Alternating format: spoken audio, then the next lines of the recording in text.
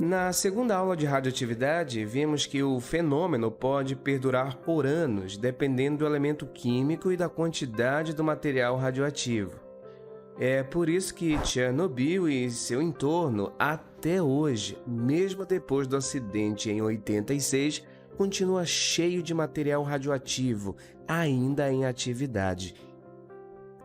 O mesmo se aplica ao laboratório do casal Curie, que há mais de 100 anos continua emitindo radiações.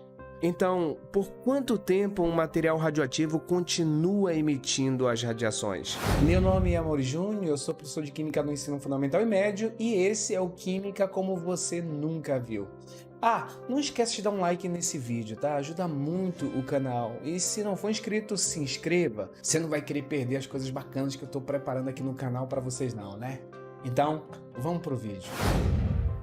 Os físicos Maximilian Guldberg e Peter Vaj criaram em 64 um método matemático que consegue prever a velocidade de transformações físicas e químicas, conhecido como lei de velocidade. A gente não vai entrar em detalhes nessas leis, tá bom? Elas são um pouco complicadas. O que a gente vai fazer é pegar uma de suas equações para monitorar o decaimento radioativo. A equação original é essa aqui, ó. Chama a Lei Integrada de Velocidade. E no caso do decaimento radioativo, a cinética dessa reação é de primeira ordem. Mas isso são detalhes. Apesar de parecer complexa, ela é bem simples e seu objetivo é mostrar como que a concentração de um material diminui com o passar do tempo. Tá bom, ela não é tão simples assim. Trata-se de uma função exponencial cujo gráfico é decrescente. Mas, para simplificar o raciocínio, os químicos criaram um método mais prático para monitorar o tempo que leva um decaimento radioativo. Trata-se de uma variação dessa equação, conhecida como meia-vida ou período de semidesintegração. E essa grandeza pode ser representada por um T meio ou por um P maiúsculo. Então, o que é a meia-vida? É o tempo que leva para que metade de uma amostra radioativa sofra um decaimento. Ou seja, emite uma radiação e se transforma em outro elemento mais estável. A vantagem de usar esse método é que cada elemento já tem catalogado sua meia-vida e, claro, foi obtida de forma experimental. Outra vantagem é que a meia-vida não depende da quantidade da amostra que você tem e nem de fatores externos, sejam eles físicos ou químicos. Bom, na prática, o que a gente vai fazer? A gente vai pegar a definição da meia-vida e aplicá-la. Só isso. Vamos ver um exemplo bem simples aqui. O iodo 131 é um isótopo radioativo. Você não precisa saber disso, mas os cientistas sabem que, para ficar estável, ele sofre decaimento beta, ou seja, ele emite uma partícula beta. Se aplicarmos a segunda lei, podemos prever que ele se transforma em xenônio, aumentando consideravelmente sua estabilidade. A meia-vida do iodo é de 8 dias. Na prática, o que isso significa? Que de 8 em 8 dias, metade dos átomos dessa amostra emitem a radiação beta e se transformam em xenônio com grau maior de estabilidade. Entendeu? Tá, como é que se trabalha a meia-vida com dados numéricos, com dados práticos? Vamos começar a fazer uma análise em termos de porcentagem primeiro. No começo do decaimento, temos que 100% dos átomos de iodo são instáveis e estão aí na amostra em atividade. Se a meia-vida desse átomo é de 8 dias, quer dizer que ao se passarem 8 dias, metade da amostra emite a radiação beta e fica mais estável. Ou seja, agora temos apenas 50% da amostra na forma desse iodo.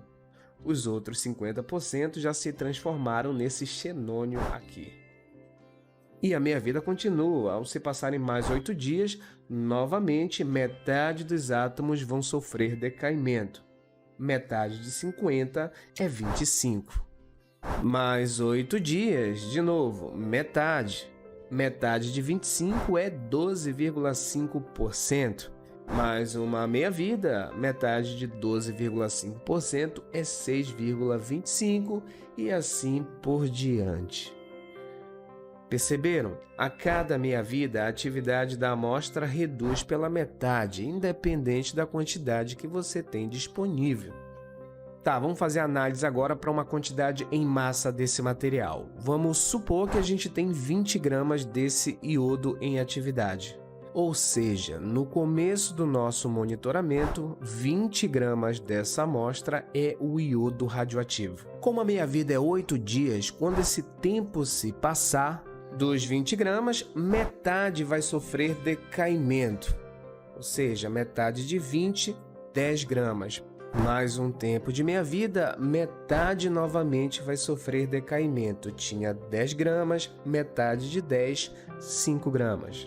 Mais um tempo de meia-vida, ou seja, mais 8 dias, metade novamente vai sofrer decaimento. Metade de 5 gramas, 2,5 gramas e assim por diante. Enfim, vamos aplicar essa ideia com alguns exemplos práticos, mas antes não esqueça, a meia-vida ela é determinada experimentalmente e ela também não depende da quantidade inicial de material disponível. Para efeitos de curiosidade, eis uma tabela aqui com a meia-vida de alguns elementos radioativos que conhecemos. E, obviamente, você não precisa decorar esses valores, mas vejam como, dependendo do elemento, esse valor pode variar muito. Tem elementos que decaem em segundos, outros em horas, alguns em meses, outros levam anos para sofrerem decaimento. É por isso que um acidente radioativo pode ser catastrófico para a humanidade. Isso explica também por que a cidade vizinha Chernobyl, Pripyat, ainda vai ficar muitos séculos sem poder ser habitada. Bom, é isso. A gente vai fazer uns exercícios bem práticos aqui, eu vou resolver aqui, vai aparecer para vocês aí na tela uma resolução em tempo real desses problemas, tá bom? Muito bem, vamos fazer um primeiro exemplo para ver como é que funciona isso num exercício na prática. No primeiro exemplo, ele fala do talho 201 e diz que esse elemento é usado nessa forma aqui, ó. Detalhe, não importa a forma como o elemento radioativo está na natureza, não importa o estado físico, não importa a substância química, ele sempre vai ser radioativo igual, tá bom? Daí ele fala que esse elemento é usado como diagnóstico para o funcionamento do coração. Aí ele diz que a meia-vida desse material, tá bem aqui, ó, é de 3 dias.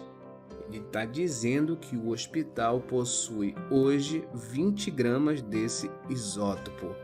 Ele quer saber quanto é que vai ser a massa em gramas do material após 9 dias. Bom, eu gosto de fazer um esquema bem prático para resolver esses problemas envolvendo a radioatividade. Eu faço um desenhinho para representar o material radioativo.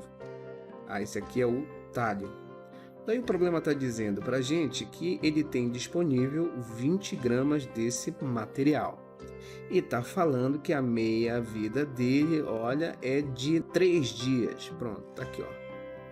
Daí ele quer saber quanto é em quantidade que vai restar depois que se passarem 9 dias. Pronto, então a gente vai aplicar a definição de meia-vida até completar esses 9 dias para a gente saber quanto vai restar desses 20 gramas. Então vamos lá. A gente tem hoje 20 gramas. Quando passar um tempo de meia-vida, que no caso do talho é bem aqui, ó, 3 dias, eu vou ter metade de 20 dá 10 gramas. Mais um tempo de meia-vida, ou seja, vai se passar mais 3 dias, vai cair novamente pela metade de 10, 5 gramas. Já se passaram 6 dias, ó. Ele quer saber quanto vai restar depois de 9 dias. Então falta mais uma meia-vida, ou seja, mais 3 dias.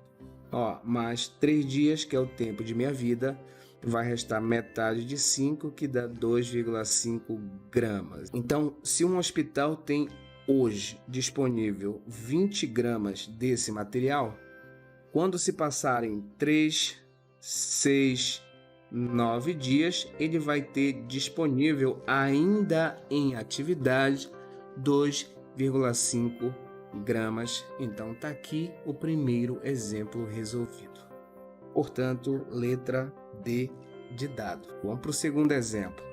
No segundo exemplo, ele fala para a gente desse elemento radioativo aqui, ó, o césio-137.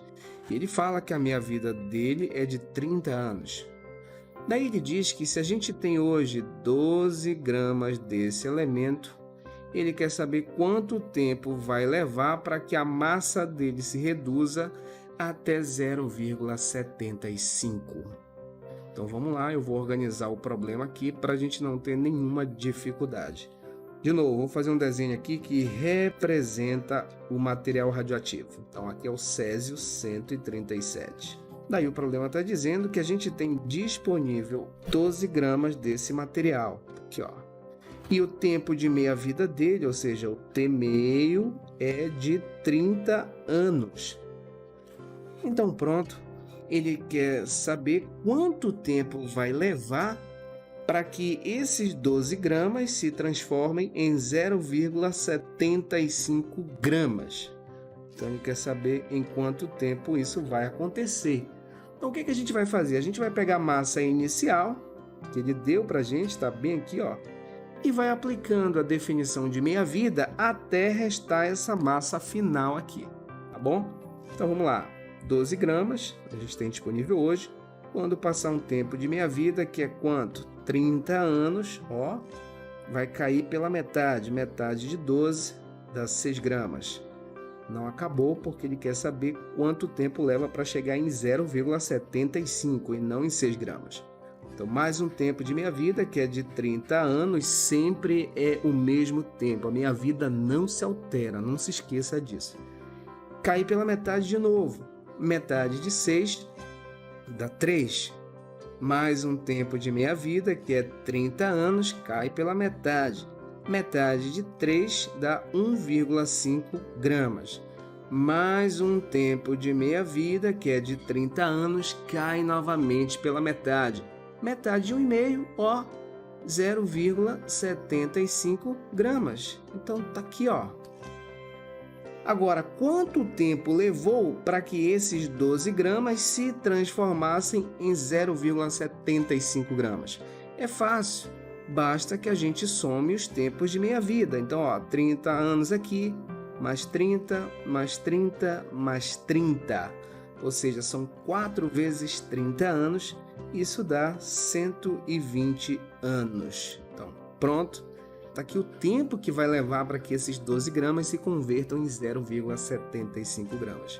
Então, letra D de dado. Bom, enfim, para não ficar muito longo esse vídeo, eu vou deixar para falar de datação por carbono 14, que é uma aplicação da meia-vida, no próximo vídeo. Fique com Deus, até a próxima aí. Tchau.